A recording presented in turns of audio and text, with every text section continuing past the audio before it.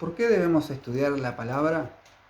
¿Por qué debemos estar constantemente indagando, haciendo preguntas, leyendo la Biblia no únicamente en textos sueltos, sino también poder leerla de tapa a tapa? Dice que, por ejemplo, si lees 15 minutos por día, la podés leer en un año. Yo creo que es un desafío, ¿no? Si, por ejemplo, lees 3 capítulos del Nuevo y 3 capítulos del Antiguo, también la podés leer en un año y varias de tema, ¿no? Porque por ahí si llegás a Deuteronomio, Levítico, esos libros medio complicados, a veces son medio pesados de leerlo.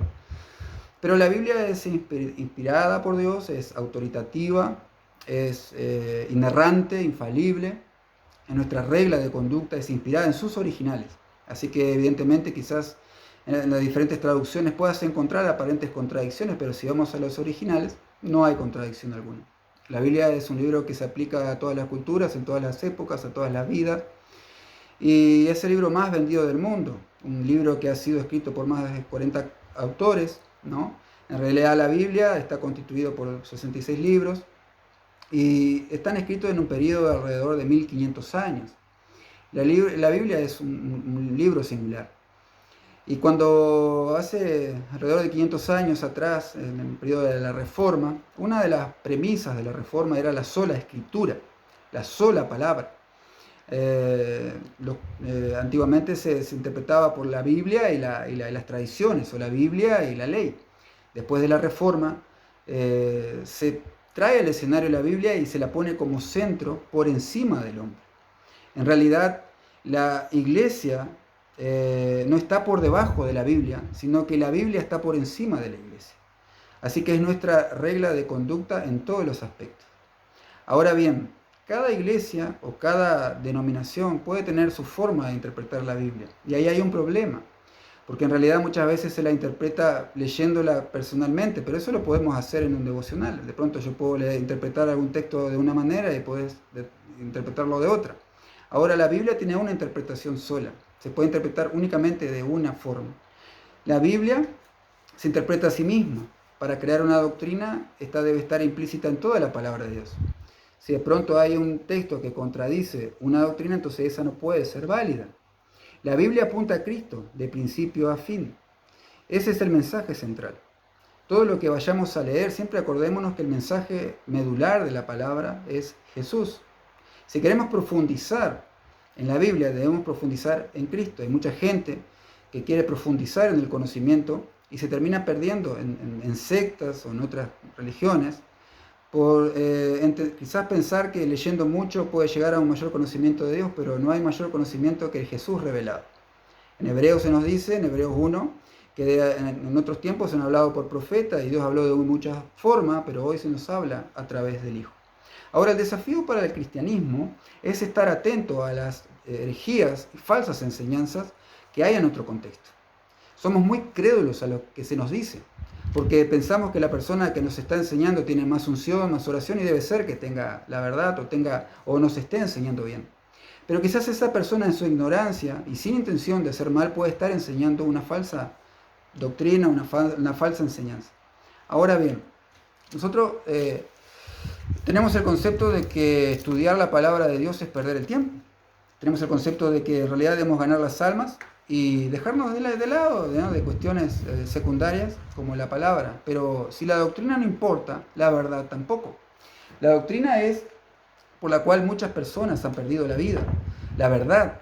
Y cuando yo profundizo en la doctrina, la palabra doctrina significa verdad autoritativa, yo conozco más de Dios. ¿Por qué hay que estudiar doctrina? ¿Por qué hay que estudiar la Biblia? Porque una mala ortodoxia produce una mala ortopraxia. Eso es en términos técnicos. En términos sencillos quiere decir que un mal conocimiento bíblico produce una mala práctica en la vida cotidiana. Entonces, cuanto más conocimiento tengamos de la Biblia, eso debe llevarnos a una relación más profunda con Dios. Eso debe llevarnos a una relación más profunda con Dios. O sea, el conocimiento no viene para hinchar la cabeza, sino para que estemos apercibidos de la verdad y podamos detectar la mentira. Ahora, si nosotros tenemos un conocimiento bíblico, es más fácil que evitemos el engaño. El diablo es mucho más sutil de lo que creemos. Si nosotros agarramos un billete falso, creemos que es verdadero, porque es muy idéntico, pero es falso. Así los movimientos sectarios que se mueven hoy en día tienen una apariencia muy similar a la verdad. Dice la Biblia que el maligno se presentará como ángel de luz. Él no se va a presentar con cuernos y todas esas ilustraciones de Dante Alighieri, ¿no? El diablo se va a presentar de una forma muy sutil, va a tener una apariencia de verdad. Va a hablar de la Biblia, va a hablar en términos cristianos, va a hablar en términos bíblicos, va a ser muy elocuente, va a tener quizás fama, va a tener quizás seguidores, y muchos de nosotros va a creer. Pero fíjense en lo que dicen en Hechos, en el libro de los Hechos, capítulo 17, versículo 10, dice: inmediatamente los hermanos enviaron de noche a Pablo y a Silas hasta Berea, y ellos, habiendo llegado, entraron en la sinagoga de los judíos. Fíjense en lo que dice, y estos eran más nobles que los que estaban en Tesalónica, pues recibieron la palabra con toda solicitud, escudriñando cada día las Escrituras para ver si estas cosas eran así. Fíjense que Lucas, el escritor de los libros de los Hechos, Lucas escribió el Evangelio de Lucas, pero también escribió el libro de los Hechos. Lucas honra a los bereanos, a los que vivían en Berea, dice, eran más nobles porque recibían la palabra con toda solicitud, ¿no? Escudriñando cada día las Escrituras para ver si estas cosas eran así. Los de Berea leían las Escrituras para ver si lo que Pablo les enseñaba era verdad. Fíjense, ahora Lucas podía decir, ¿cómo van a cuestionar a Pablo? ¿No saben acaso las experiencias que tuvo Pablo? El hombre es un súper ungido. Tuvo sueños, tuvo visiones, tuvo un encuentro con Jesús. ¿Cómo lo van a cuestionar? ¿No? Sin embargo, Lucas los exalta, porque escudriñaban las Escrituras. Una de las cosas que veo con mucha preocupación hoy en día es el seguimiento acrítico de figuras mediáticas del ámbito cristiano. Dígase Marcos Witt, dígase Adrián Romero, dígase Yesenia Den, o otros. Ahora vas a decir, Tobías, ¿cómo podés decir nombres? No va a generar esto de divisiones. Y esa no es mi intención, porque puede ser que quizás ellos, en su intención de enseñar, quizás estén equivocados sin saberlo. Y nuestra intención no es condenarlo o decir, sino decir, tengan cuidado. Por ejemplo, una de las cuestiones que ha entrado fuertemente al mundo cristiano es el movimiento liberal. El movimiento liberal no es una iglesia, ni es algo constituido en el sentido de edilicia, sino que es un movimiento. El liberalismo viene a socavar la sana doctrina. Por ejemplo, el liberalismo, una de las cosas que dice que hay que desmitologizar la Biblia. No podemos creer en la Biblia porque tiene hechos mitológicos. Por ejemplo, una de las cosas que he escuchado con mucha tristeza de Marcos Witt, cuando se le preguntó, ¿no?, en una entrevista, inclusive compartí ese extracto, le preguntaron por la existencia de Satanás. Él dijo que no creía en el diablo, que sí creía en el mal. Eso tiene rasgos de liberalismo. Liberalismo nos enseña que la Biblia no es autoritativa, sino que es un libro de principios, de ética y de moral, y que el ser humano puede más o menos tomar algunos consejos y otros descartar. La Biblia no pasa a ser autoritativa. Ahora, ¿qué autentifica un ministerio? ¿Acaso pueden ser los milagros? ¿Los milagros autentifican un ministerio? No. Fíjense en lo que dice en Mateo 7, capítulo 21. No todo el que me dice Señor, Señor entrará en el reino de los cielos, sino el que hace la voluntad de mi Padre que está en los cielos. Muchos me dirán en aquel día, Señor, Señor, ¿no profetizamos en tu nombre, y en tu nombre echamos fuera demonios, y en tu nombre hicimos muchos milagros? Y entonces le declararé, nunca os conocí, apartados de mí, hacedores de maldad. Fíjense que acá habían evidentes milagros, habían conversiones, habían gente que había sido libre de demonios, había milagros.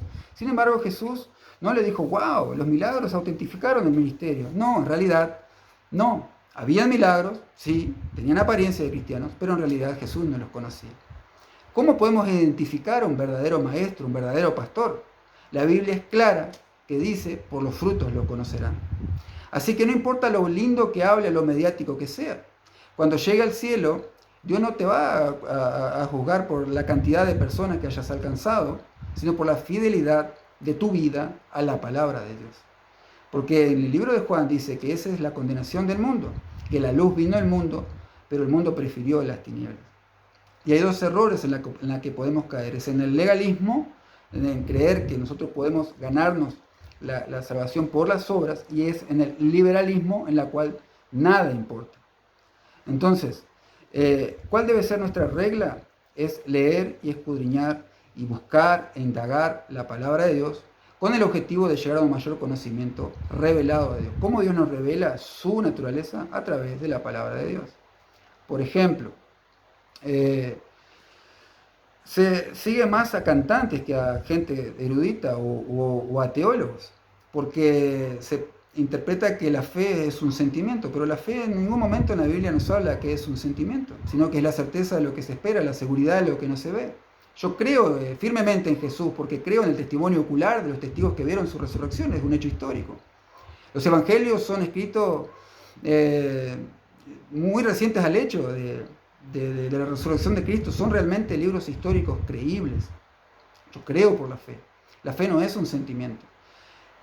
Otra característica del movimiento liberal es que la experiencia está por encima de la Biblia. Entonces, si la Biblia dice algo, pero yo siento de otra forma, entonces mis sentimientos son lo que van a determinar si es correcto o no. Ahora, la Biblia también dice que el corazón es engañoso. Así que siempre debemos ser como los bereanos, escudriñar la Biblia, escudriñar la palabra, ¿no? Ahora, ¿quién soy yo, por ejemplo, para cuestionar a Marcos Witt o a gente, ¿no? o a Dante Gebel, ¿no? No quiere decir, Dante Gebel tiene mis respetos aún. Yo, aunque no lo crea, mi objetivo no es compartir ese tipo de cosas para generar disensión o división, sino para que veamos aspectos peligrosos en el conocimiento bíblico, ¿no?